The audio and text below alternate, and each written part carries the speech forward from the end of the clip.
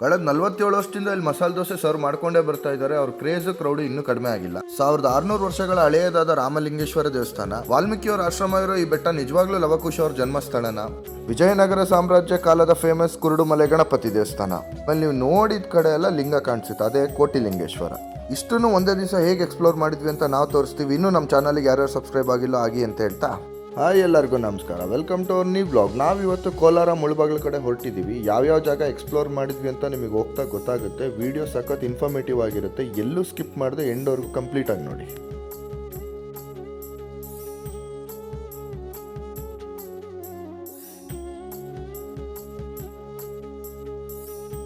So ಇವತ್ತು ನಾವು short list ಮಾಡ್ಕೊಂಡಿರೋ ಪ್ಲೇಸಸ್ ಯಾವ್ದ್ಯಾವುದು ಅಂದರೆ, ದೋಸೆಗೆ ಫೇಮಸ್ ಆಗಿರೋ ಪ್ರಸಾದ್ ಹೋಟೆಲ್, ಆವನಿ ಬೆಟ್ಟ, ಕುರುಡುಮಲೆ ಗಣಪತಿ ದೇವಸ್ಥಾನ ಮತ್ತು ಕೋಟಿಲಿಂಗೇಶ್ವರ. ಬೆಳಿಗ್ಗೆ ಹೊರಡೋದು ಸ್ವಲ್ಪ ತಡ ಆಗಿದ್ದರಿಂದ ಟ್ರಾಫಿಕ್ ಜಾಸ್ತಿ ಆಗಿತ್ತು. ಹಂಗೂ ಹಿಂಗೂ ಕೋಲಾರ ಹೈವೇ ರೀಚ್ ಆದ್ವಿ. ಬಟ್ ಟ್ರಿಪ್ ಸ್ಟಾರ್ಟ್ ಮಾಡೋಕ್ಕೂ ಮುಂಚೆ ಹೊಸಕೋಟೆ ಟೋಲ್ ಹತ್ರ ಒಂದು ಟೀ ಹೊಡಿಲಿಲ್ಲ ಅಂದರೆ ಹೆಂಗೆ ಸ್ವಾಮಿ ಮಜಾ ಕೊಡುತ್ತೆ. ಸೊ ನಾನು ಈ ವಿಡಿಯೋ ಸ್ಟಾರ್ಟ್ ಮಾಡೋಕ್ಕೂ ಮುಂಚೆ ಇತಿಹಾಸ ಮತ್ತು ಪುರಾಣದ ನಡುವೆ ಇರೋ ಡಿಫ್ರೆನ್ಸ್ನ ಕ್ಲಾರಿಫಿಕೇಶನ್ ಕೊಡಬೇಕಾಗತ್ತೆ ಯಾರ್ಯಾರಿಗೆ ಗೊತ್ತಿಲ್ವೋ ಅವರಿಗೆ. ಸೊ ಇತಿಹಾಸ ಬಂದು ಆರ್ಕಿಯಾಲಜಿಕಲ್ ಡಿಪಾರ್ಟ್ಮೆಂಟಿಂದ ಸೈಂಟಿಫಿಕಲಿ ಪ್ರೂವ್ ಆಗಿರುತ್ತೆ. ಪುರಾಣಗಳು ಬಂದು ಅಲ್ಲಿನ ಲೋಕಲ್ ಜನಗಳಿಂದ ಕೆಲವೊಮ್ಮೆ ಕುಕ್ಡ್ ಅಪ್ ಸ್ಟೋರೀಸ್ ಇರುತ್ತೆ, ಕೆಲವೊಮ್ಮೆ ನಿಜನೂ ಇರುತ್ತೆ. ಸೊ ಇವತ್ತು ನಾವು ಮಾಡ್ತಿರೋ ಎಕ್ಸ್ಪ್ಲೋರಲ್ಲಿ ನೀವು ಎರಡೂ ಕಾಣ್ಬೋದು. ರಾಮಲಿಂಗೇಶ್ವರ ದೇವಸ್ಥಾನ ಬಂದು it's an example of history, ಅಂದರೆ ಇತಿಹಾಸ. ಆವನಿ ಬೆಟ್ಟದಲ್ಲಿ ಏನು ಸ್ಟೋರೀಸ್ ಇದೆಯಲ್ಲ ಅದು ಬಂದು ಮೈಥಾಲಜಿ, ಅಂದರೆ ಪುರಾಣಕ್ಕೆ ಸಂಬಂಧಪಟ್ಟದ್ದು. ಈ ರೂಟಲ್ಲಿ ಹೋಗ್ತಾ ನಿಮಗೆ ಈ ಥರ ಸುಮಾರು ಬೋರ್ಡ್ಗಳು ಕಾಣಿಸುತ್ತೆ. ಮುಳಬಾಗ್ಲು ದೋಸೆ ಅಂತ A to B ಅವ್ರು ಕೂಡ ಹಾಕೊಂಡಿದ್ದಾರೆ. ಬಟ್ ನಾನು ಮಾಡಿರೋ ಪರ್ಸನಲ್ ರಿಸರ್ಚ್ ಪ್ರಕಾರ ಪ್ರಸಾದ್ ಹೋಟೆಲ್ ಬಂದು ಓಲ್ಡೆಸ್ಟ್ ಆ್ಯಂಡ್ ಆರಿಜಿನ್ ಅಂತ ಹೇಳ್ತಾರೆ. ಇನ್ನೂ ಬೆಟರ್ ಪ್ಲೇಸ್ ಯಾರಿಗಾರು ಗೊತ್ತಿರೋ ದಯವಿಟ್ಟು ಕಮೆಂಟ್ ಸೆಕ್ಷನಲ್ಲಿ ತಿಳಿಸ್ಕೊಡಿ. ಹೋಟೆಲ್ ಲೊಕೇಶನ್ ರೀಚ್ ಆಗ್ತಿದ್ದಂಗೆ ನಮಗೆ ದೋಸೆ ಜೊತೆಗೆ ಹಿಸ್ಟ್ರಿ ವಾಸನೆ ಕೂಡ ಸ್ಟಾರ್ಟ್ ಆಯಿತು. ಅಲ್ಲೇ ಹತ್ರನೇ ಒಂದು ರಾಮ್ರದ್ದು ಪುರಾತನ ದೇವಸ್ಥಾನ ಕೂಡ ಸಿಕ್ತು.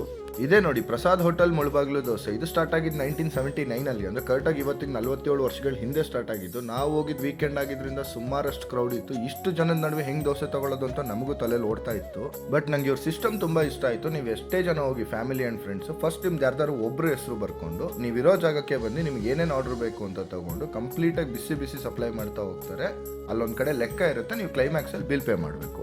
ಇವ್ರ ಹತ್ರ ಸಿಗೋದು ವೆರಿ ಫ್ಯೂ ಐಟಮ್ಸ್ ಅಷ್ಟೇ. ಮಸಾಲೆ ದೋಸೆ, ಪುಡಿ ಮಸಾಲೆ ದೋಸೆ, ಖಾಲಿ ದೋಸೆ, ಒಂದು ರೈಸ್ ಐಟಮು, ಮಸಾಲೆ ವಡೆ ಮತ್ತು ಕಾಲಕಂಡ್ ಅಂತ ಒಂದು ಸ್ವೀಟ್. ನಾವಿಲ್ಲಿ ಟ್ರೈ ಮಾಡಿದ ಮಸಾಲೆ ದೋಸೆ ಮತ್ತು ಪುಡಿ ಮಸಾಲೆ ದೋಸೆ ಆಸ್ ಎ ಕುಕ್ಕಾಗಿ ನಾನು ಪರ್ಸ್ನಲಿ ಅಬ್ಸರ್ವ್ ಮಾಡಿದ್ದೇನೆಂದರೆ, ಪ್ರತಿ ದೋಸೆಗೆ ತುಪ್ಪ ಯೂಸ್ ಮಾಡೋದ್ರ ಜೊತೆಗೆ ಸಪ್ರೇಟ್ ತವಾ ಯೂಸ್ ಮಾಡ್ತಾರಲ್ಲ, ಅದು ಏನಾಗುತ್ತೆ ಯೂನಿಫಾರ್ಮ್ ಹೀಟಿಂದ ದೋಸೆ ದಪ್ಪ ಇದ್ರೂ ಕೂಡ ಮೇಲ್ಗಡೆ ಕ್ರಿಸ್ಪಿ ಟೆಕ್ಸ್ಚರ್ ಇರುತ್ತೆ, ಒಳಗಡೆ ಸಾಫ್ಟ್ ಮತ್ತು ಆಲೂಗಡ್ಡೆ ಪಲ್ಯ ಜೊತೆಗೆ 2 ಥರ ಚಟ್ನಿ ಕೊಡ್ತಾರೆ. ಸೀರಿಯಸ್ಲಿ ಸೂಪರ್ ಆಗಿತ್ತು. ಇದೇ ಕಲಾಕಂಡ್ ಸ್ವೀಟು ಒಂಥರ ಧಾರವಾಡ ಪೇಡ ಮತ್ತು ಕುಂದ ಮಿಕ್ಸ್ ಮಾಡ್ದಂಗಿತ್ತು, ಭಾಳ ಚೆನ್ನಾಗಿತ್ತು. ಬ್ಯಾಟಿಂಗ್ ಮುಗಿಸ್ಕೊಂಡು ನಾವು ಸ್ಟ್ರೈಟ್ ಅವೇ ಹೋಗಿದ್ದೆ 1600 ವರ್ಷಗಳ ಇತಿಹಾಸ ಇರೋ ದಕ್ಷಿಣದ ಗಯಾ ಅಂತಲೇ ಕರೆಯಲ್ಪಡುವ ಆವಣಿಯ ಬೆಟ್ಟದ ಶ್ರೀ ರಾಮಲಿಂಗೇಶ್ವರ ದೇವಸ್ಥಾನಕ್ಕೆ. ಇನ್ನು ನಾನು ಮುಂಚೆನೇ ಹೇಳ್ದಂಗೆ ಈ ದೇವಸ್ಥಾನ ಇರೋದು ಕೋಲಾರ ಜಿಲ್ಲೆಯ ಮುಳಬಾಗಿಲು ತಾಲೂಕಿನ ಆವಣಿ ಎಂಬ ಊರಲ್ಲಿ. ಇನ್ನು ಇದರ ಇತಿಹಾಸ ನೋಡೋದಾದ್ರೆ ಬಾಣಾರ ಶಾಸನದಲ್ಲಿ ಉಲ್ಲೇಖ ಆಗಿರೋ ಪ್ರಕಾರ ಕ್ರಿಸ್ತಶಕ 339ನೇ ಇಸ್ವಿಯಿಂದ 399ನೇ ಇಸ್ವಿ ಒಳಗೆ ನಿರ್ಮಾಣಗೊಂಡಿದೆ, ಅಂದರೆ 3rd and 4th ಸೆಂಚುರಿಲಿ. ಆದರೆ ಈ ಟೆಂಪಲ್ ಮೇನಾಗಿ ಡೆವಲಪ್ ಆಗಿದ್ದು 9th and 10th ಸೆಂಚುರಿಲಿ. ಆವಾಗ ಇಲ್ಲಿ ನೊಳಂಬ ರಾಜವಂಶಸ್ಥರ ಪ್ರಭಾವ ಇತ್ತು.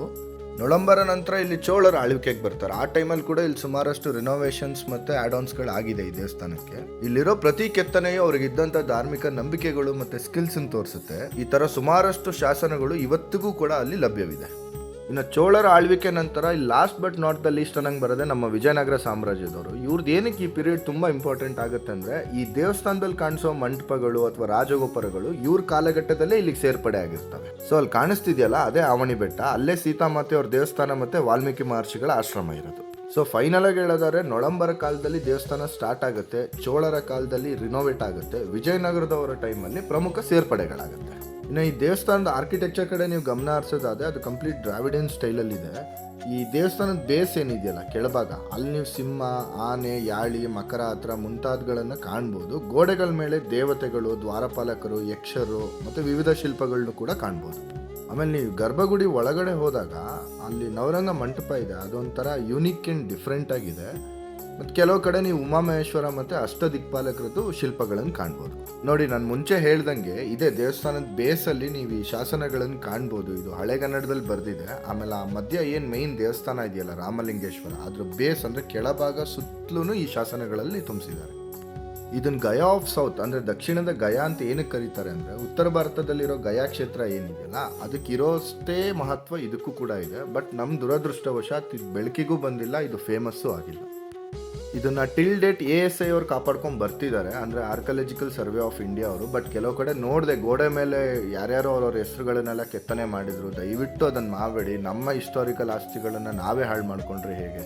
ಸೊ ಇದೊಂದು ಪುಣ್ಯಕ್ಷೇತ್ರ ಅಷ್ಟೇ ಅಲ್ಲ, ರಾಮಾಯಣದಲ್ಲಿ ಬರೋ 7 ಕಾಂಡಗಳು ಅಂದರೆ 7 ಪಾರ್ಟ್ಸ್, ಅದನ್ನು ಮುಂದೆ ಹೇಳ್ತಾ ಹೋಗ್ತೀನಿ.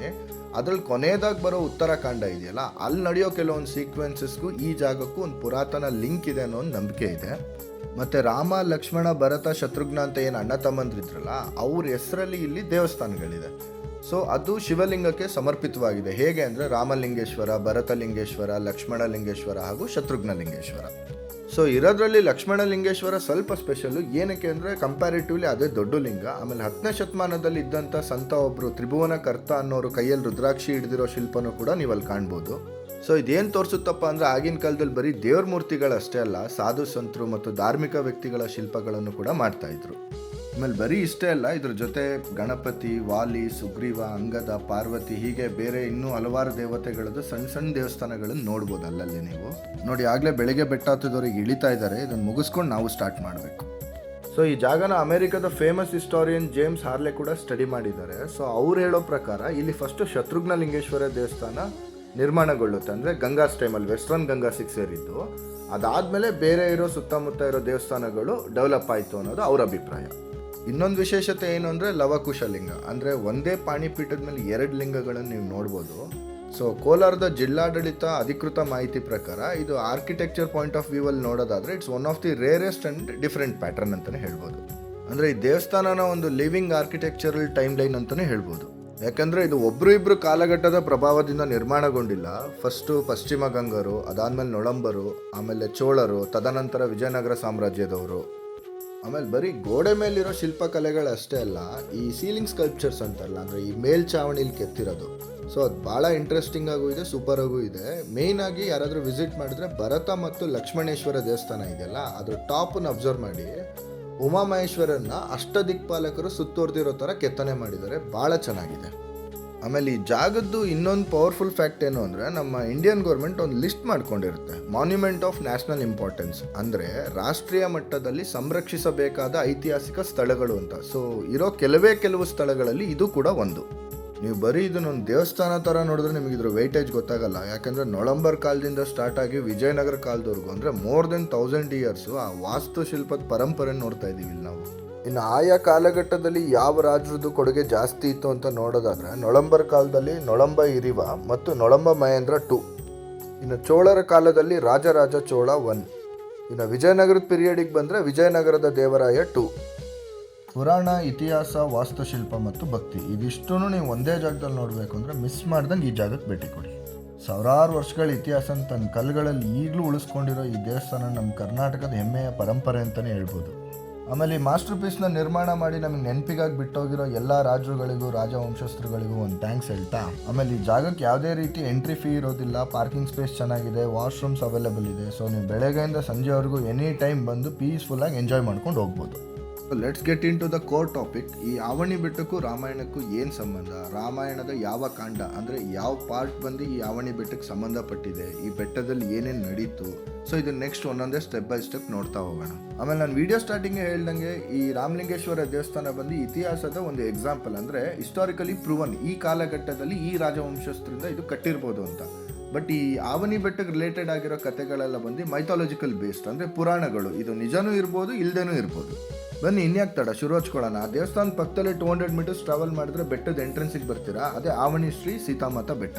ಬೆಟ್ಟ ಹತ್ತೋರಿಗೆ ಒಂದಿಷ್ಟು ಟಿಪ್ಸು: ಎನ್-ಆಫ್ ವಾಟರ್ ಮತ್ತು ಸ್ನ್ಯಾಕ್ಸ್ ಕ್ಯಾರಿ ಮಾಡಿ. ಎನ್ ರೂಟ್ ಮತ್ತು ಬೆಟ್ಟದ ಮೇಲ್ಗಡೆ ಏನೂ ಸಿಗಲ್ಲ, ಪ್ಲಾಸ್ಟಿಕ್ ಎಲ್ಲೂ ಎಸೆಯಕ್ಕೆ ಹೋಗ್ಬೇಡಿ. ಆದಷ್ಟು ಗ್ರಿಪ್ ಇರೋ ಶೂಸ್ಗಳನ್ನೇ ಹಾಕೊಳ್ಳಿ, ಯಾಕಂದರೆ ಅಲ್ಲಲ್ಲೇ ಬಂಡೆಗಳನ್ನು ಕೊರೆದು ಸ್ಟೆಪ್ಸ್ ಮಾಡಿದ್ದಾರೆ, ಮಳೆಗಾಲದಲ್ಲಿ ಜಾರ್ಬೋದು. ಸೊ ರಾಮಾಯಣನ ಟೋಟಲ್ 7 ಪಾರ್ಟ್ಸಾಗಿ ಡಿವೈಡ್ ಮಾಡಿದ್ದಾರೆ, ಅಂದರೆ 7 ಕಾಂಡಗಳು ಅಂತ ಕರೀತಾರೆ. ಸೊ ಅದ್ರಲ್ಲಿ ಫಸ್ಟ್ ಬರೋದೇ ಬಾಲಕಾಂಡ. ಸೊ ಇದರಲ್ಲಿ ರಾಮನ ಜನನ, ಬಾಲ್ಯ, ವಿಶ್ವಾಮಿತ್ರರ ಜೊತೆ ಒಡನಾಟ, ಸೀತೆಯ ಸ್ವಯಂವರ ಇದೆಲ್ಲ ನಡೆಯೋದು ಬಾಲಕಾಂಡದಲ್ಲಿ. ಸೊ ನೆಕ್ಸ್ಟ್ ಬರೋದೇ ಅಯೋಧ್ಯಕಾಂಡ. ಇಲ್ಲಿ ರಾಮನ ಪಟ್ಟಾಭಿಷೇಕ ಆಗುತ್ತೆ, ಕೈಕೆಯ ವರ, ಮತ್ತು ರಾಮ, ಸೀತೆ, ಲಕ್ಷ್ಮಣ ಇವರೆಲ್ಲ 14 ವರ್ಷ ವನವಾಸಕ್ಕೆ ಹೋಗುವಂಥ ಪ್ರಸಂಗ ಬರುತ್ತೆ. ಇನ್ನು 3ನೇದು ಅರಣ್ಯಕಾಂಡ. ಹೆಸರು ಹೇಳೋ ಥರ ಇಲ್ಲಿ ಅರಣ್ಯವಾಸದ ಘಟನೆಗಳು ನಡೆಯುತ್ತೆ, ಅಂದರೆ ಶೂರ್ಪನಖಿ ಪ್ರಸಂಗ, ರಾವಣ ಬಂದು ಸೀತೆನ ಅಪಹರಣ ಮಾಡೋದು. ನೆಕ್ಸ್ಟ್ ಬರೋದ ಕಿಷ್ಕಿಂಧ ಕಾಂಡ. ಇಲ್ಲಿ ರಾಮ, ಹನುಮ ಮತ್ತು ಸುಗ್ರೀವರ ಪರಸ್ಪರ ಭೇಟಿ ಆಗುತ್ತೆ, ಇಲ್ಲಿ ಸೀತೆನ ಹುಡ್ಕಕ್ಕೆ ಸ್ಟಾರ್ಟ್ ಮಾಡ್ತಾರೆ. 5ನೇದು ಸುಂದರಕಾಂಡ, ಅಂದರೆ ಹನುಮಂತ ಸಮುದ್ರ ದಾಟಿ ಲಂಕೆಗೆ ಹೋಗಿ ಸೀತೆನ ಭೇಟಿ ಮಾಡುವಂಥ ಪ್ರಸಂಗ ಬರುತ್ತೆ. ಇನ್ನು 6ನೇದು ಬಂದು ಯುದ್ಧಕಾಂಡ. ರಾಮ್ ಸೇತು ಕಟ್ಟಿ ಲಂಕೆಗೆ ತೆರಳ್ತಾರೆ. ರಾಮ ರಾವಣರ ನಡುವೆ ಯುದ್ಧ ಆಗಿ ರಾವಣನ ವಧೆ ಕೂಡ ಆಗೋಗುತ್ತೆ. ಇನ್ನು ಕೊನೆಯದಾಗಿ ಬರೋದು ಉತ್ತರಾಖಂಡ. ಸೊ ಈ ಜಾಗ ಬಂದ್ಬಿಟ್ಟು ಉತ್ತರಾಖಂಡದ ಕೆಲವು ಸೀಕ್ವೆನ್ಸಸ್ಗಳಿಗೆ ಲಿಂಕ್ ಆಗಿದೆ ಅಂತ ಪುರಾಣಗಳ ಪ್ರಕಾರ ಹೇಳ್ತಾರೆ. ಅಲ್ಲಿ ಕಾಣಿಸುತ್ತಲ್ಲ, ಅದನ್ನು ವಾಲ್ಮೀಕಿ ಆಶ್ರಮ ಅಂತ ಕರೀತಾರೆ. ಸೊ ಇದೆಲ್ಲದ್ರ ಬಗ್ಗೆ ನನ್ನ ಪರ್ಸ್ನಲ್ ಒಪಿನಿಯನ್ ಅಥವಾ ಕನ್ಕ್ಲೂಷನ್ನ ವಿಡಿಯೋ ಎಂಡಿಂಗಲ್ಲಿ ಕೊಡ್ತೀನಿ. ಫಸ್ಟ್ ಈ ಪ್ಲೇಸ್ ಹೇಗಿದೆ ಅಂತ ನೋಡೋಣ ಬನ್ನಿ. ಸೊ ಲೋಕಲ್ಸ್ ಹೇಳೋ ಪ್ರಕಾರ ಇಲ್ಲೇನೋ ಮೇಂಟೆನೆನ್ಸ್ ಇಲ್ಲ, ಹಾಗಾಗಿ ಯಾರು ಕ್ಲೀನ್ ಮಾಡೋರಿಲ್ಲ ಟೈಮ್ಲಿ, ಮತ್ತು ಅಲ್ಲಲ್ಲೇ ಸೈನೇಜ್ ಬೋರ್ಡ್ಗಳು ಹಾಕಿದ್ರೆ ಒಳ್ಳೇದು. ಸೊ ಈ ಆಶ್ರಮ ಅಂತ ಏನು ಜಾಗ ಕರೀತಾರಲ್ಲ, ಇದಕ್ಕೆ 2 ಎಂಟ್ರೆನ್ಸ್ ಇದೆ. ಸೊ ನೀವು ಫಸ್ಟ್ ಎಂಟ್ರೆನ್ಸಲ್ಲಿ ಹೆಂಗೋ ಹೋಗ್ಬೋದು. ಲೆಫ್ಟ್ ಸೈಡಿಗೆ ಬಕ್ಕೊಂಡೇ ಹೋಗ್ಬೇಕು, ಯಾಕಂದರೆ ಬಂಡೆ ತುಂಬ ಕೆಳಗಿದೆ. ರೈಟ್ ಸೈಡಿಗೆ ಪರವಾಗಿಲ್ಲ, ನಿಂತ್ಕೊಬೋದು. ಅಲ್ಲೊಂದು ದೇವಿಯ ಕೆತ್ತನೆ ಮತ್ತು ವಾಲ್ಮೀಕಿ ಮಹರ್ಷಿಗಳ ಕೆತ್ತನೆ ಇದೆ. ಎಂಟ್ರೆನ್ಸಲ್ಲಿ ಒಂದು ಚಿಕ್ಕ ಕಿಟಕಿ ಇದೆ, ಮತ್ತು ಹಿಂದ್ಗಡೆ ಅದಕ್ಕೆ ನಾವು ಟ್ರೈ ಮಾಡಿದ್ವಿ, ಹೋಗೋಕ್ಕಲ್ಲಾಗಿಲ್ಲ, ಭಾಳ ನ್ಯಾರೋ ಸ್ಪೇಸ್ ಇತ್ತು.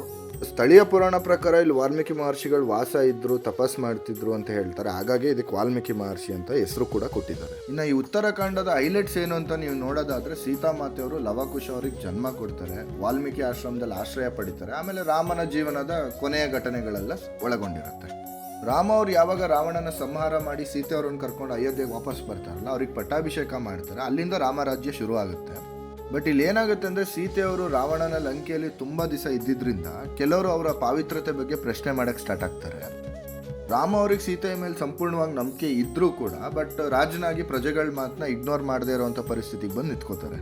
ಸೊ ಇಲ್ಲೇ ಸೀತೆಯ 2ನೇ ವನವಾಸ ಸ್ಟಾರ್ಟ್ ಆಗೋದು. ಸೊ ಗರ್ಭಿಣಿಯಾಗಿದ್ದ ಸೀತೆನ ವಿಧಿ ಇಲ್ಲದೆ ರಾಮ ಅವರು 2ನೇ ಸತಿ ವನವಾಸಕ್ಕೆ ಕಳಿಸ್ತಾರೆ ಕಾಡಿಗೆ.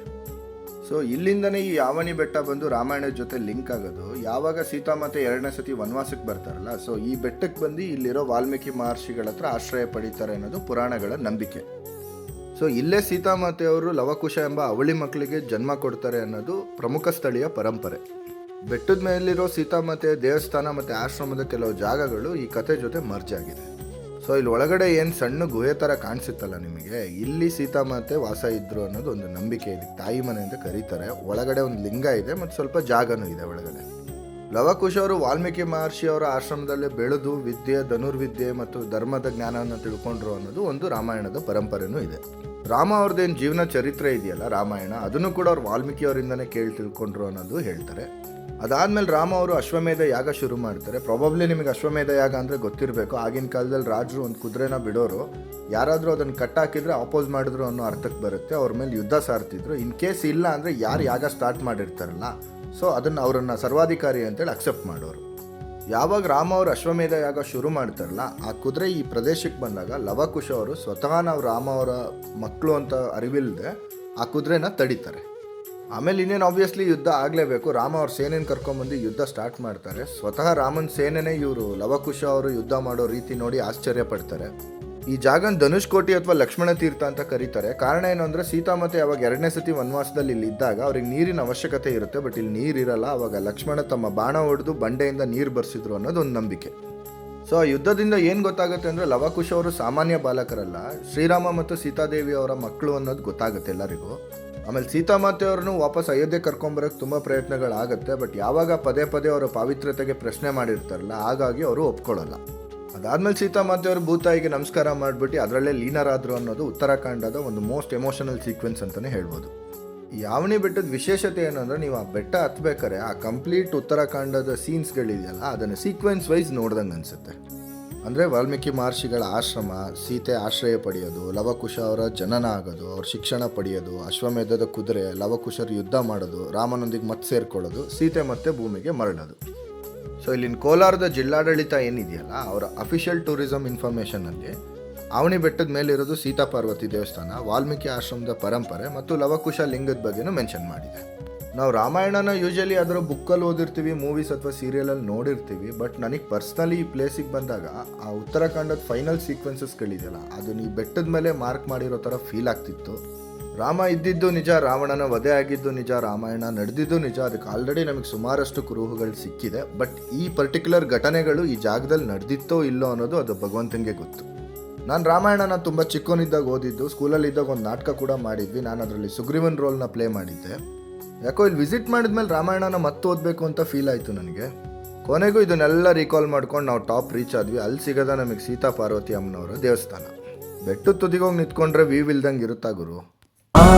ಸಿಯಾ ರಾಮ್ ಜಯ ಜಯ ರಾಮ್, ರಾಮ್ ಸಿಯಾ ರಾಮ್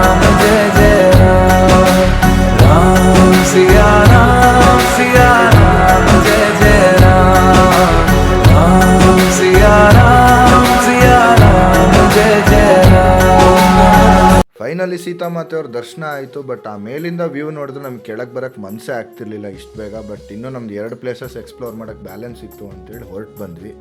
ಆಮೇಲೆ ಪ್ಲೇಸ್ ಸ್ವಲ್ಪ ಐಸೋಲೇಟೆಡ್ ಆಗಿರೋದ್ರಿಂದ to be on safer side couples ಅಥವಾ ಸಿಂಗಲ್ಸ್ ಎಲ್ಲ ವೀಕೆಂಡೇ ಪ್ಲ್ಯಾನ್ ಮಾಡಿ, ಯಾಕಂದರೆ ನಿಮ್ಗೆ ಸ್ವಲ್ಪ ಕ್ರೌಡ್ ಸಿಗ್ತಾರೆ. ವೀಕ್ ಡೇಸಲ್ಲಿ ಅಷ್ಟು ಜನ ಇರಲ್ಲ ಇಲ್ಲಿ. ಮೋರ್ ಓವರ್ ಇಲ್ಲಿ ಅಥಾರಿಟಿ ಸೆಕ್ಯೂರಿಟಿ ಅಂತ ಯಾರೂ ಇಲ್ಲ ಈ ಬೆಟ್ಟಕ್ಕೆ. ನೆನಪಿದೆಯಾ, ಅಲ್ಲಿ ಕಾಣಿಸ್ತಿದೆಯಲ್ಲ ಅದೇ ರಾಮಲಿಂಗೇಶ್ವರ ದೇವಸ್ಥಾನ. ಬೆಳಿಗ್ಗೆ ಅಲ್ಲಿಂದ ನಾವು ಬೆಟ್ಟ ನೋಡಿದ್ವಿ, ಈಗ ಬೆಟ್ಟದಿಂದ ವಾಪಸ್ ಅದನ್ನೇ ನೋಡ್ತಾ ಇದ್ದೀವಿ. ಅಲ್ಲಿಂದ ನಾವು ಸೀದಾ ಹೋಗಿದ್ದೆ ಕುರುಡುಮಲೆ ಗಣಪತಿ ದೇವಸ್ಥಾನ. ಇದನ್ನ ಮುಂಚೆ ಕೌಂಡಿನ್ಯ ಕ್ಷೇತ್ರ ಅಂತ ಕರಿತಿದ್ರು. ಇದ್ರ ವಿಶೇಷತೆ ಏನು ಅಂದರೆ, ಒನ್ಸ್ ಅಗೇನ್ ಇದು ರಾಮಾಯಣ ಮತ್ತು ಮಹಾಭಾರತಕ್ಕೆ ಕನೆಕ್ಟ್ ಆಗುತ್ತೆ. ತ್ರೇತಾಯುಗದಲ್ಲಿ ರಾಮ ಸೀತೆ ಇಲ್ಲಿಗೆ ಬಂದಿದ್ರು ಅಂತ ಹೇಳ್ತಾರೆ. ಆಮೇಲೆ ಮಹಾಭಾರತದ ಟೈಮಲ್ಲಿ ಪಾಂಡವರು ಇಲ್ಲಿ ಬಂದು ಗಣಪತಿ ಪೂಜೆ ಮಾಡಿದ್ದಾರೆ ಅನ್ನೋದೊಂದು ನಂಬಿಕೆ ಇದೆ. ಇನ್ನು ಮೈನ್ ಗಣಪತಿ ಟೆಂಪಲ್ನ ಹೊರತುಪಡಿಸಿದ್ರೆ ಇಲ್ಲಿ ಚೆನ್ನಕೇಶ್ವರ, ಸೋಮೇಶ್ವರ, ಷಣ್ಮುಖ ಮತ್ತೊಂದೆರಡು ಅಮ್ಮನವ್ರ ದೇವಸ್ಥಾನ ಕೂಡ ಕಾಣ್ಬೋದು ನೀವು ಇದೇ ಲೊಕೇಶನಲ್ಲಿ. ಇಲ್ಲಿನ ಮೈನ್ ಅಟ್ರಾಕ್ಷನ್ ಬಂದು ಗಣಪತಿ ತುಂಬ ದೊಡ್ಡದಿದೆ ವಿಗ್ರಹ. ಆಮೇಲೆ ದೇವಸ್ಥಾನ ಹೊರಗಿಂದ ನೋಡೋಕೆ ನಿಮ್ಗೆ ತುಂಬ ಸಿಂಪಲ್ ಅನಿಸುತ್ತೆ, ಬಟ್ ಅದ್ರ ಒಳಗಡೆ ಹೋದ್ರಾಗಲೇ ನಿಮಗೆ ಆರ್ಕಿಟೆಕ್ಚರಲ್ ರಿಚ್ನೆಸ್ ಕಾಣೋದು. ಇತಿಹಾಸದ ಪ್ರಕಾರ ನೋಡೋದಾದ್ರೆ ಇದು 600ರಿಂದ 700 ವರ್ಷ ಹಳೆ ದೇವಸ್ಥಾನ. ಇಲ್ಲಿ ಫಸ್ಟ್ ಹೊಯ್ಸಳರು ನಿರ್ಮಾಣ ಮಾಡ್ತಾರೆ, ತದನಂತರ ಇದನ್ನು ವಿಜಯನಗರ ಸಾಮ್ರಾಜ್ಯದವರು ಅಭಿವೃದ್ಧಿ ಪಡಿಸ್ಕೊಂಡು ಹೋಗ್ತಾರೆ. ನಾವು ಹೋಗೋ ಅಷ್ಟರಲ್ಲಿ ದೇವಸ್ಥಾನ ಆಲ್ರೆಡಿ ಕ್ಲೋಸ್ ಆಗ್ತಾ ಇತ್ತು. ಎವ್ರಿ ಡೇ ಇಲ್ಲಿ 1:30 to 2 ಒಳಗೆ ಮಧ್ಯಾಹ್ನ ಕ್ಲೋಸ್ ಮಾಡ್ತಾರೆ. So plan accordingly. And once again ಇದರ ಆರ್ಕಿಟೆಕ್ಚರ್ ಕೂಡ ದ್ರಾವಿಡನ್ ಸ್ಟೈಲಲ್ಲೇ ಇದೆ. ಇಲ್ಲಿ ಇನ್ನೊಂದು ವಿಶೇಷ ಏನು ಅಂದರೆ, ಗಣಪತಿಗೆ ಡೈಲಿ ಅಭಿಷೇಕಗಳಾಗ್ತಾ ಇರುತ್ತೆ. ಅದ್ರ ಜೊತೆಗೆ ವಿವಿಧ ಪೂಜೆಗಳು ಕೂಡ ನಡೀತಾ ಇರುತ್ತೆ. ಸ್ಪೆಷಲ್ ಅಕೇಶನ್ಸ್ ಅಂತ ಹೇಳೋದಾದರೆ ಇಲ್ಲಿ ಗಣೇಶ ಚತುರ್ಥಿ ಮತ್ತು ಸಂಕಷ್ಟ ಚತುರ್ಥಿ. ಆವನಿ ಬೆಟ್ಟ ಮತ್ತು ಈ ದೇವಸ್ಥಾನ ಮುಳಬಾಗ್ಲಿಂದ ಏನು ತುಂಬ ದೂರ ಇಲ್ಲ, ಹಾರ್ಡ್ಲಿ 15 to 20 ಕಿಲೋಮೀಟರ್ಸ್ ದೂರದಲ್ಲೇ ಇದೆ ಇವೆಲ್ಲ ಪ್ಲೇಸಸ್ಗಳು. ಇದ್ರ ಸುತ್ತ ಇರೋ ಬೇರೆ ದೇವಸ್ಥಾನಗಳು ಕೂಡ ಅಷ್ಟೇ ಹಳೇದು, ಪ್ರಸಿದ್ಧವಾದದ್ದು ಮತ್ತು ಹಿಸ್ಟಾರಿಕಲ್ ಪ್ಲೇಸಸ್. ಬಟ್ ಇದ್ರ ನೆಕ್ಸ್ಟ್ ನಾವು ಕೋಟಿಲಿಂಗೇಶ್ವರ ಪ್ಲಾನ್ ಮಾಡ್ಕೊಂಡಿದ್ರಿಂದ ನಮಗೆ ಬೇರೆ ದೇವಸ್ಥಾನಗಳು ಅಷ್ಟು ಎಕ್ಸ್ಪ್ಲೋರ್ ಮಾಡೋಕ್ಕಾಗಿಲ್ಲ. ಅಲ್ಲಿಂದ ನಾವು ಸೀದಾ ಹೋಗಿದ್ದು ಕೋಟಿಲಿಂಗೇಶ್ವರ. ಇದು ಕೂಡ ಕೋಲಾರ ಜಿಲ್ಲೆಯ ಕಂಸಂದ್ರದಲ್ಲಿದೆ. ಇದು ಕುರುಡುಮಲೆ ದೇವಸ್ಥಾನದಿಂದ ಒಂದು 30 to 35 ಕಿಲೋಮೀಟರ್ಸ್ ಆಗುತ್ತಷ್ಟೇ. ಇನ್ನೇನು ಹೋಗ್ತಿದ್ದಂಗೆ ನಮ್ಮ ಮ್ಯಾಕ್ಸಿನ ಪಾರ್ಕಿಂಗಲ್ಲಿ ಹಾಕಿ ಟಿಕೆಟ್ ತೊಗೊಂಡು ಎಂಟ್ರಿ ಕೊಟ್ವಿ. ಇಲ್ಲಿ ಫ್ರೀ ದರ್ಶನನೂ ಇದೆ, ಬೇಡ ಅಂದರೆ 20 ರೂಪೀಸ್ ಕೊಟ್ಟು ಸ್ಪೆಷಲ್ ಎಂಟ್ರಿಲಿ ಹೋಗ್ಬೋದು. ನಾನು ಲೈಫಲ್ಲೇ ಫಸ್ಟ್ ಟೈಮ್ ಗುರುವೆ ಇಷ್ಟೊಂದು ಶಿವಲಿಂಗಗಳನ್ನು ಒಂದೇ ಕಡೆ ನೋಡಿದ್ದು. ಎಲ್ಲಿ ನೋಡಿದ್ರು ಶಿವಲಿಂಗಗಳು. ಮತ್ತು ಈ ಕ್ಷೇತ್ರದ ಡೆವಲಪ್ಮೆಂಟಿಂದ ಸ್ವಾಮಿ ಸಾಂಬ ಶಿವಮೂರ್ತಿಯವ್ರದ್ದು ಮೇನ್ ರೋಲ್ ಇದೆ. ಇದೊಂದು ವಿಶಿಷ್ಟವಾದ ಶಿವನ ಕ್ಷೇತ್ರ ಆಗಬೇಕು ಮತ್ತು ಜನರಲ್ಲಿ ಶಿವನ ಬಗ್ಗೆ ಭಕ್ತಿ ಹೆಚ್ಚಿಸಬೇಕು ಅಂತ 1970 ಇಲ್ಲಿ ಶಿವಲಿಂಗಗಳ ಪ್ರತಿಷ್ಠಾಪನೆ ಸ್ಟಾರ್ಟ್ ಆಗುತ್ತೆ. ಮೊದಲು ಪಂಚಲಿಂಗ ಇಲ್ಲಿ ಪ್ರತಿಷ್ಠಾಪನೆ ಆಗುತ್ತೆ. ಅದಾದಮೇಲೆ 101, 1001 ಹೀಗೆ ಬೆಳೆದು ಇವಾಗ ಲಕ್ಷಕ್ಕೆ ಬಂದು ನಿಂತ್ಕೊಂಡಿದೆ. ಇಷ್ಟೊಂದು ಅಭಿವೃದ್ಧಿ ಆಗ್ಲಿಕ್ಕೆ ಕಾರಣ ಏನು ಅಂದರೆ, ಇಲ್ಲಿಗೆ ಬರೋ ಜನರು ತಮ್ಮ ಅರ್ಕೆಗಳನ್ನು ಶಿವಲಿಂಗ ರೂಪದಲ್ಲಿ ಪ್ರತಿಷ್ಠಾಪನೆ ಮಾಡ್ತಾರೆ, ಇರ್ರೆಸ್ಪೆಕ್ಟಿವ್ ಆಫ್ ಸೈಜಸ್. ಸೊ ಇದು ಕೋಟಿಲಿಂಗೇಶ್ವರ ಅಂತ ಏನಕ್ಕೆ ಹೆಸರು ಬಂತು ಅಂತ ನೋಡೋದಾದರೆ, ಇಲ್ಲಿರೋ ಭಕ್ತರುಗಳು ಇಲ್ಲಿ 1 ಕೋಟಿ ಲಿಂಗನ ಪ್ರತಿಷ್ಠಾಪನೆ ಮಾಡುವಂಥ ಸಂಕಲ್ಪ ಹೊಂದಿದ್ದಾರೆ. ಇದು ಓವರ್ ಆಲ್ 15 ಎಕರ್ಸ್ ಜಾಗದಲ್ಲಿ ಸ್ಪ್ರೆಡ್ ಆಗಿದೆ. ಆಮೇಲೆ ಕರ್ನಾಟಕ ಟೂರಿಸಂ ಇನ್ಫಾರ್ಮೇಷನ್ ಪ್ರಕಾರ 60 lakhs ಪ್ಲಸ್ ಶಿವಲಿಂಗಗಳು ಪ್ರತಿಷ್ಠಾಪನೆ ಆಗಿದೆ ಇದುವರೆಗೂ. ನಾವಿಲ್ಲಿ ಅರ್ಥ ಮಾಡ್ಕೊಬೇಕಾಗಿರೋದು ಏನು ಅಂದರೆ, ಪ್ರತಿಯೊಂದು ಶಿವಲಿಂಗದ ಹಿಂದೆನೂ ಒಬ್ಬ ಭಕ್ತನ ನಂಬಿಕೆ ಮತ್ತು ಅರಿಕೆ ಇದೆ. ಆಮೇಲೆ ಈ ಜಾಗ ಬಂದು ಶಿವಲಿಂಗ ಮತ್ತು ಬರೀ ನಂದಿಗೆ ಮಾತ್ರ ಲಿಮಿಟ್ ಆಗಿಲ್ಲ, ಬೇರೆ ಬೇರೆ 11 ಸಣ್ಣ ದೇವಾಲಯಗಳು ಕೂಡ ಇದೆ. ಅದು ಯಾವುದು ಅಂತ ನೋಡೋದಾದರೆ ಗಣಪತಿ, ಅನ್ನಪೂರ್ಣೇಶ್ವರಿ, ರಾಮ, ಸೀತಾ, ಲಕ್ಷ್ಮಣ, ಆಂಜನೇಯ, ವಿಷ್ಣು, ಬ್ರಹ್ಮ ಸೇರಿದಂತೆ ಇನ್ನೂ ಕೆಲವು ದೇವರುಗಳ ದೇವಸ್ಥಾನಗಳು ಕೂಡ ನೋಡ್ಬೋದು ನೀವು. ಇನ್ನಿದ್ರ ಪ್ರತಿನಿತ್ಯ ಬಂದು ಬೆಳಗ್ಗೆ 6 ಗಂಟೆಯಿಂದ ನೈಟ್ 9 ಗಂಟೆವರೆಗೂ ಓಪನ್ ಇರುತ್ತೆ. ಇನ್ನಿದ್ರ ವಿಶೇಷ ದಿನ ಯಾವುದು ಅಂತ ಹೇಳ್ಬೇಕಾ ನಿಮಗೆ, ಮಹಾಶಿವರಾತ್ರಿ ದಿವಸ. ಅವತ್ತಂತೂ ಬಂದರೆ ನಿಮಗೆ ಇಲ್ಲಿ ಕಾಲಿಡೋಕ್ಕೂ ಜಾಗ ಇರಲ್ಲ. ಆಮೇಲೆ ಇಲ್ಲಿ 108 ಅಡಿದು ಒಂದು ಬೃಹತ್ ಶಿವಲಿಂಗ ಇದೆ. ಅದ್ರ ಎದುರುಗಡೆ 35 ಅಡಿದು ನಂದಿ ಇದೆ, ಭಾಳ ಚೆನ್ನಾಗಿದೆ ನೋಡೋಕ್ಕೆ. ಆಮೇಲೆ ನಮ್ಮ ಶಿವಪ್ಪ ಅಭಿಷೇಕ ಪ್ರಿಯ ಆಗಿರೋದ್ರಿಂದ ಆ ಲಿಂಗಕ್ಕೆ ಪ್ರತಿದಿನ ಅಭಿಷೇಕ ನಡೆಯುತ್ತೆ. ಅಲ್ಲಿನ ಜಿಲ್ಲಾಡಳಿತದವರು ನೀರಿನ ವ್ಯವಸ್ಥೆ ಕೂಡ ಮಾಡಿದ್ದಾರೆ. ಯಾರ್ಯಾರಿಗೆ ಅಭಿಷೇಕ ಮಾಡೋಕ್ಕೆ ಇಷ್ಟ ಇದೆಯೋ ಅವರು ಕೂಡ ಮಾಡ್ಬೋದು. ಆಮೇಲೆ ಈ ದೇವಸ್ಥಾನ ಅನ್ನೋದಕ್ಕಿಂತ ಒಂದೇನೋ ಡಿಫ್ರೆಂಟಾಗಿ ಫೀಲ್ ಆಗುತ್ತೆ. ಅದು ಹೇಳೋದಕ್ಕಿಂತ ಎಕ್ಸ್ಪೀರಿಯೆನ್ಸ್ ಮಾಡಿದ್ರೇ ಗೊತ್ತಾಗೋದು. ಒಂದು ಕಡೆ 108 ಅಡಿಯ ಬೃಹತ್ ಶಿವಲಿಂಗ, ಅದ್ರ ಎದುರುಗಡೆ ಬೃಹತ್ ನಂದಿ, ಮತ್ತು ಸುತ್ತಲೂ ನೀವು ಎಲ್ಲಿ ನೋಡಿದ್ರು ಲಿಂಗಗಳು ಕಾಣುತ್ತೆ. ಬಟ್ ನಂಗೆ ಇದು ನೋಡಿದಾಗ ಪರ್ಸ್ನಲಾಗಿ ಎಕ್ಸ್ಪೀರಿಯೆನ್ಸ್ ಆಗಿದ್ದೇನು ಅಂದರೆ, ಶಿವನ ರೂಪ ಒಂದೇ, ಬಟ್ ಭಕ್ತರ ನಂಬಿಕೆಗಳು ಡಿಫ್ರೆಂಟ್ ಆಗಿರುತ್ತೆ. ಆ ನಂಬಿಕೆಗಳ ಪ್ರತೀಕವಾಗೇ ಇಲ್ಲೊಂದೊಂದು ಶಿವಲಿಂಗಗಳು ನಿಂತಿರೋದು. ಆಮೇಲೆ ನೀವಿನ್ನೂ ಈ ಕೋಟಿಲಿಂಗೇಶ್ವರಕ್ಕೆ ಭೇಟಿ ಕೊಟ್ಟಿಲ್ಲ ಅಂದರೆ ಖಂಡಿತವಾಗ್ಲೂ ಕೊಡಲೇಬೇಕು. ವರ್ತ್ ವೈಲ್ ಪ್ಲೇಸ್ ಅಂತಲೇ ಹೇಳ್ತೀನಿ, ದೇವ್ರ ಮೇಲೆ ಭಕ್ತಿ ಇರೋರಿಗೆ ಮಾತ್ರ. ಸೊ ಇಲ್ಲಿಗೆ ನಮ್ಮ ಇವತ್ತಿನ ವ್ಲಾಗ್ ಎಂಡ್ ಆಯಿತು. ಹಾಗೆ ಮುಗಿಸ್ಕೊಂಡು ಹೊರಗಡೆ ಬಂದರೆ ನಿಮಗೆ ಸಾಲಕ್ಕೆ ಒಂದಿಷ್ಟು ಅಂಗಡಿಗಳು ಸಿಗುತ್ತೆ. ಏನಾದರೂ ತಿನ್ನೋದಾದರೆ ತಿನ್ಬೋದು, ಇಲ್ಲ ಶಾಪಿಂಗ್ ಮಾಡೋದಾದರೆ ಮಾಡ್ಬೋದು. ಪ್ಲೇಸಸ್ ಕತೆ ಅಂತೂ ಇಂತೂ ಮುಗಿಸ್ಕೊಂಡ್ವಿ ಆ್ಯಸ್ ಪರ್ ಪ್ಲ್ಯಾನು. ಬಟ್ ಹೊಟ್ಟೆ ಹಸಿತಾಯಿತು ಗುರು, ಬ್ಯಾಟಿಂಗೇ ಆಡಿರಲಿಲ್ಲ ಮಧ್ಯಾಹ್ನ. ಸೊ ಈ ಲೊಕೇಶನಿಂದ just 1 kilometre Haveli Saanvi grand ಅಂತ ಒಂದು ಹೋಟೆಲ್ನ ಮುಂಚೆನೇ ಶಾರ್ಟ್ ಲಿಸ್ಟ್ ಮಾಡ್ಕೊಂಡಿದ್ವಿ. ಸೊ ಸ್ಟ್ರೈಟ್ ಅವೇ ಲಂಚಿಗೆ ಅಟ್ಯಾಕ್ ಮಾಡಿದ್ವಿ. ಬಿರಿಯಾನಿ ಮತ್ತು ಚೈನೀಸ್ ಆರ್ಡ್ರ್ ಮಾಡಿದ್ವಿ. ಟೇಸ್ಟ್ ವೈಸು, ಪ್ರೈಸಿಂಗ್ ವೈಸು ಸೂಪರಾಗೇ ಇತ್ತು. ಸೊ ಇದಾಗಿತ್ತು ನಮ್ಮ ಇವತ್ತಿನ travel and food vlog. Video ಇಷ್ಟ ಆಗಿದ್ದರೆ ಲೈಕ್ ಮಾಡಿ, ಶೇರ್ ಮಾಡಿ, ಕಮೆಂಟ್ ಮಾಡಿ. ಇದೇ ಥರ ಇಂಟ್ರೆಸ್ಟಿಂಗ್ ಪ್ಲೇಸಸ್ ಜೊತೆ ನೆಕ್ಸ್ಟ್ ವ್ಲಾಗಲ್ಲಿ ಸಿಗೋಣ ಅಂತ ಹೇಳ್ತಾ, ಇನ್ನೂ ನಮ್ಮ ಚಾನಲ್ಗೆ ಯಾರ್ಯಾರು ಸಬ್ಸ್ಕ್ರೈಬ್ ಆಗಿಲ್ಲೋ ದಯವಿಟ್ಟು ಆಗಿ. And thank you so much for watching our video.